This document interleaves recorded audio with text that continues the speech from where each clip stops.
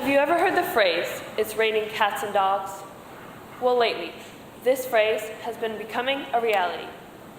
Hi, my name is Daniel Bird, and my topic is domestic animal overpopulation. What is domestic animal overpopulation? Well, if you look at the definition, it states that pet overpopulation is a surplus of pets, such as cats, dogs, and other exotic animals. Now that we know what domestic animal overpopulation is, we'd have to look at the cause. I took a recent survey of the 8th grade, and 34 out of the 47 people that took the quiz said that irresponsible owners was to blame, which makes sense because owners will take in pets that they can't take care of, and instead of giving them back to the shelter, they just release them onto the streets. 31 out of the 47 people that took the quiz said overbreeding was to blame, which makes sense because if you look back at the definition of pet overpopulation, it stated the surplus of pets, and overbreeding is basically the surplus of pets. Rachel Whitcomb from the DVM News magazines stated that the American Veterinary Association estimates there's 154 million pet cats and dogs in the United States alone. The American Veterinary Association also estimated there was another 6 to 8 million entering shelters every year. 154 million? That is an outrageous number, and just in the United States? Which leads me to my next question. Is domestic animal overpopulation a global issue, or is it just in the United States? When I asked my mentor, Ms. Peggy Fursick, this very same question, she responded with, "It is a geographical problem, and there is a big lack of education about it."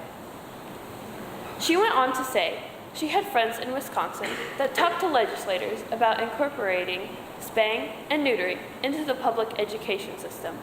And when they did, that town's overpopulation problem went down to 0%. When you think of animal shelters, you think of two types, kill shelters and no-kill shelters. Kill shelters are terrible, and no-kill shelters are great. Well, this is not true.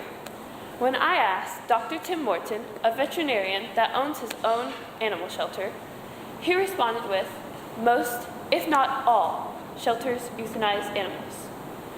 There are closed intake shelters or private shelters that only accept certain dogs that they know will make it through the adoption system, which won't lead to very many euthanizing.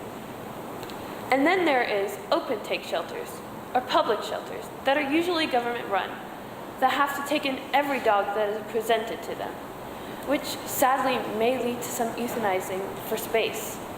But usually they only euthanize for animals that are sick and are aggressive.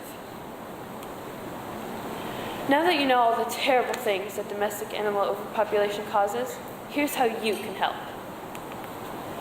If you ever think about getting a pet, always adopt. Never get from a backyard breeder. You're just supporting domestic animal overpopulation at its source. And when you adopt, always think you're saving two animals' lives. The animal you adopt and the animal that can take that place. And when you adopt, always make sure you get your pet spayed or neutered to prevent a litter of puppies from getting onto the streets. Now, I know having a pet is a big responsibility that some people can't have, but you can always still help. You can always donate to a local shelter or possibly even volunteer. I recently started volunteering at the Arlington Animal Shelter, and I've been having a blast. Here's one of the dogs there. Her name is Roxy. She was on the Red Alert page, which meant that if she couldn't find her forever home soon, she would sadly get euthanized for space. One day when I was playing outside with her, a man walked into the shelter and asked for her specifically. He didn't look at any other dog. He wanted Roxy, because he knew her life depended on it. So, don't put up your umbrella and ignore the problem at hand. Fight it and help end domestic animal overpopulation. Thank you.